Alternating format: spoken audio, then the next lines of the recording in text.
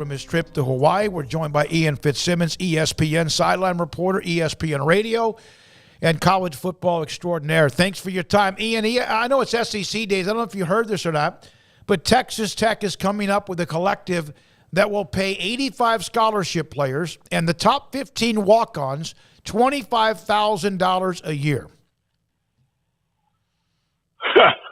Well, no, I had not heard that yet. As I am over here at SEC Media Days in Atlanta. Smoak, you get to talk to both of you guys. Oh, wow. You know, that NIL's come up a lot, obviously, with coaches, and when I was at Big 12 with you guys, last week. But, NIL to me, guys, and this is every coach I've talked to, they all believe, to a man, I have not found one yet that doesn't think that NIL, its intent is to, yes, players should make money and be allowed to make money on their name, image, and likeness. But you got to do something on the field. And I think eventually the market's going to correct itself, but right now it's being used as a recruiting tool to what you just mentioned. And that's not what the intent was. But Mark Emmert, the outgoing NCAA director, didn't give a damn about, what any consequences or anything else. He doesn't care about the game. He doesn't care about the players. He doesn't care about the fans. He cares about his direct deposit of over $2.8 million. And that's all he cared about. And he was a great fall guy because he didn't care. He blamed me for anything wrong with collegiate athletics. And NIL is wrong right now. I like what Nick Saban said, and most coaches I talk to agree with it, that NIL should be used once you do something on the field. You have to be enrolled at the school, and then you can start to reap the benefits of getting paid as a college football player. Quinn Ewers got paid over $1 million by people at Ohio State, and boosters, and never played a snap, not one. So I think that part of the market will correct itself. But what Texas Tech is doing, and they should do it, and every school, if you have the arsenal to be able to do it, these are the rules that are in place right now. And if you can raise that kind of coin to have that, enticement to attract players, then do it until they correct the rule. Which, oh, by the way, they're going to have a bunch of lawsuits coming at you, meaning every conference, school, institution, and the NC2A. But until they correct it, God bless you. Go do it. Go get it. Ian, I know that we're going to talk some SEC here in a second because that's where you are, but Big 12 Media Days last week saw Brett Yormark introduced, saw new guys like Joey McGuire out there, and, big expectations for everyone at 0-0 at the moment. But do you have any just kind of thoughts that stuck with you post Big 12 Media Days last week? Yeah, a ton. And man, Craig, I'll tell you, one, Dave Aranda, I've known him since he was at Utah State. I'm a big Dave Aranda guy, and every time I'm around him, I become a bigger fan of Dave Aranda. Baylor has a remarkable coach and a better human. And man, go back to when I'm standing on a pylon when one of the biggest plays in the history of Baylor football is made on the 2-inch line, right? And I look down the sideline, and the entire sideline is going nuts, except for one guy, stoic, right? Because in Aranda's mind, it's, all right, we have 1 second to go on the 2-inch line. That's how he operates, man. And I asked him point blank. You had several offers from, quote, bigger brand schools, end quote. Why stay? He goes, because Baylor is my brand. I mean, and he's in a perfect spot. That's one of the biggest things that, was reiterated to me was he loves being able to be himself. And it takes a unique place for an introvert living in an extrovert's world to be themselves. And that's where Dave Aranda is. It's a match made in heaven. Other than that, I had a 15-minute sit down on air with the new commissioner, Brett Yormark, and about a 20-minute off-air conversation. There is little doubt in my mind that he is already taking note of what Commissioner Phillips did not do in the ACC and Commissioner Kleopkov in the Pac-12 did not do, and that is be aggressive. They were naive and trustworthy, and you cannot trust anybody in college football right now, and I do mean anybody if you're a conference commissioner.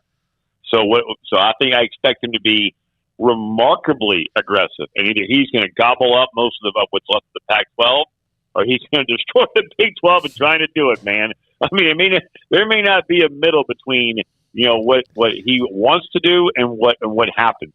But I tell you what, he's going to go down swinging. He's going to be aggressive as hell, and I think that guy is going to win in some form or fashion or another. He invoked the name Bob Bowlesby 5 different times in our 15-minute conversation on air, another 4 or 5 times off air, which is brilliant because Bob Bowlesby held the Big 12 together with spit, glue, and duct tape, man. And remember, everyone had it gone. It was folding. It was history. And he found a way to keep it together. And now with Texas and Oklahoma leaving, they found another way to keep it together. Now, Yormark, I do believe, is going to try his damnedest, and he's going to be extremely aggressive in taking it to a whole nother level, whether it's Arizona State, Oregon, Washington, whatever it is, because geography doesn't matter anymore in college football, which is sad because you had geographical bragging rights that are not going to be gone. But Brett is I'm telling you, he is going to be the complete opposite of Phillips and Kleopkov, and that is aggressive as hell and not trusting a soul. So you're right in the middle of college football heaven in Atlanta with the SEC Media Days, and I did see some of what Sankey had to say, saying all the right things. What do you think about what the SEC really wants to do in the next 2 or 3 years? If you read between the lines of what Greg Sankey, the commissioner of the Southeastern Conference, Smokey, said today, it is that there's a new Division I coming in college football, that they're going to be 40 to 50 teams, and that's it, in this new division. And it feels like the SEC believes it's going to be 2 big boy conferences, maybe 3, but and consisting of 40 to 50 teams. And that's where the Big 12 and Yormark come into play. You look at the Big 10 and SEC right now. If we're going 50 teams deep, right, in this new Division I, and Brian Kelly, new head coach at LSU, he told me flat out that is what's going to happen, that there are going to be 40, maybe 50 that are going to be a part of the new Division I in college football. There is no doubt in his mind. And when you go back and listen to what Sankey said and read between the lines, that is exactly where this is all headed. So that's why Yormark has got to be so aggressive, because it is going to end up being 40 to 50 teams in a new Division I that are contending for the college football playoff. They are 12-team college football playoff, maybe 16, but probably 12 to start. That's where we're headed, guys. That is the ultimate tone over here right now in Atlanta at SEC Media Days. And if you aren't aggressive and you want a seat at the big boy table, that's why Texas Tech is building, what is it, at $300 million, whatever it is, renovation in addition to their football and basketball facilities. And, you have to. I mean, it's an arms race right now. But when Brian Kelly looked me right in the eye and said, the mega conferences are coming, and they're practically already done with the Big Ten and SEC as far as 2 of them, they are that there is no doubt in my mind that Commissioner Sankey and everybody involved in the SEC and the Big Ten believe it's going to go 40 or 50 deep. And you do the math, there's 32 already involved in those 2 conferences. So what does that leave? Either one more mega conference, or they have to try and absorb the best, 10, 12, 18 teams that are still out there. Bottom line, end of conversation. That's where we're headed. Ian, that just makes that grant of rights for the ACC look that much longer, doesn't it? You know what? As one athletic director told me, there is not a contract in collegiate athletics right now that is worth the damn paper it's printed on. I mean, who the hell knows when it comes to grant? Look, if you want to buy out, you can. If Clemson wanted to buy out right now, they could, right? And if you're UNC, and look, that's, by the way, that's the name that I've heard more than even Clemson is UNC, possibly the SEC. Man, Michael Jordan struck that $100 million check tomorrow. How much does it cost for us to get out? $100 million? No problem. Here you go. Whoop, done. Next. I mean, so if you want out, it's easy to get out. So the grant of rights to, that one athletic director's, comment, there's not a single contract that is worth the paper it's printed on. But you know what else is printed? Cash. And that also can get you out of any contract you want. Ian, what are your thoughts? They both have incredible traditions. Texas, of course, has struggled for a decade. But once they do get into the SEC, what do they wait? What are they going to find? And do you feel like, and I hear that, well, they're not going to be very good or whatever. I mean, these are two very rich traditions that have great facilities and all that. But it is a sledgehammer. What do you expect they will do? It is different. And Lane Kiffin was asked about it today. And he said, SC and UCLA, the Big Ten, yeah, they'll be fine. Texas and Oklahoma coming over here, it's just a different brand of ball. And he's right, man. And he's lived it. It is different. And look, I travel all over the country, guys, every single weekend. And the athletes that I saw just today, right? And it was LSU, Ole Miss, and Missouri. They just look different, guys. I mean, right, wrong, indifferent. I'm just telling you, it's a different brand. And Texas has got a coaching staff that knows exactly what it takes to come over here and win. And so why do you think that Kyle Flood and Steve Sarkisian and A.J. Milwee, right, and Jeff Banks put together arguably the best offensive line recruiting class in the last 20 years in college football? You got to build from the inside out. And that's exactly what they're doing. And I think Texas this year takes a big jump. I think they're an 8-9 win football team this year. Smokey, you and I talked about that at Big 12 Media Days last week. And they're building and establishing a base to make that transition into whether it's 25 or 24, whatever it may be. Right now it's still July of 25. They're going to have that nucleus and that base firmly in place to be able to contend. Because if you can't block it and tackle it up front, you ain't got a shot. If you ain't got a quarterback, you don't have a shot. Well, we know the quarterback's coming. Last name Manning, right?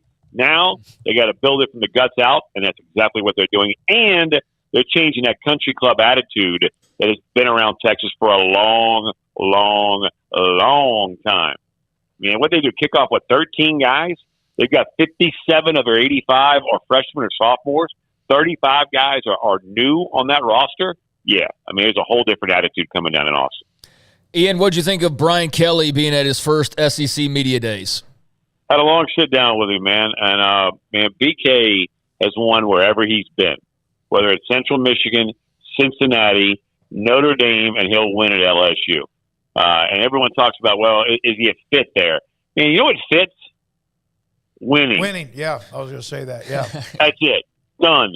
End of was there a better fit than Ed Orgeron at LSU? And the moment, and think about this, guys, he went from undefeated in one of the greatest college football seasons we've ever seen in 19. Then a COVID year, and then the year after COVID, bam, you're fired. You know what fits? Winning. That's it. End of it. So Brian Kelly's going to fit because he's going to win. And look, talking to like Jack Besh, an outstanding young wide receiver at LSU today. And Mike Jones, their linebacker that transferred over from Clemson.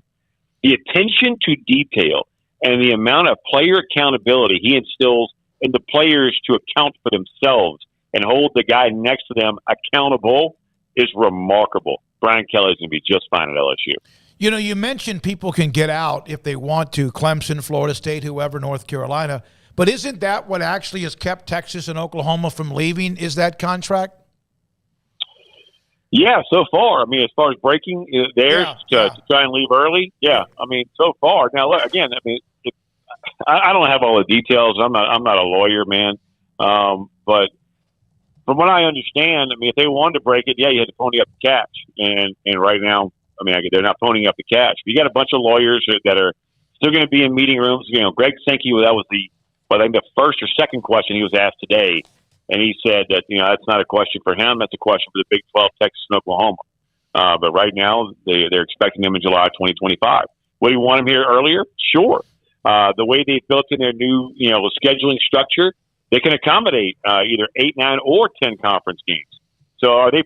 And that tells me, by the way, they are prepared for them to be able to leave early if they can, and if they're able to do so. If they do, CTC. Cut that check, right? So the new schedule model is in place, and they can adapt to it immediately if they are able to leave. But right now, it's still July 2025, Coach. Hey, man, appreciate it as always, Ian. I know you're enjoying it. The SEC Media Days, it was great to see you last week, as it always is, and love it when we get you on the show. Smokey, I miss you chili, Bubba, at Cowboy training camp, man. The best. I've never seen a human being put grape jelly in chili in my life, but my man Smokey does it, and let me tell you something, folks. It's the best chili I've ever had, buddy. I miss you guys. Miss you too, buddy. Good to see you. Good to talk with you. Good to have you on the show. Ian Fitzsimmons, ESPN.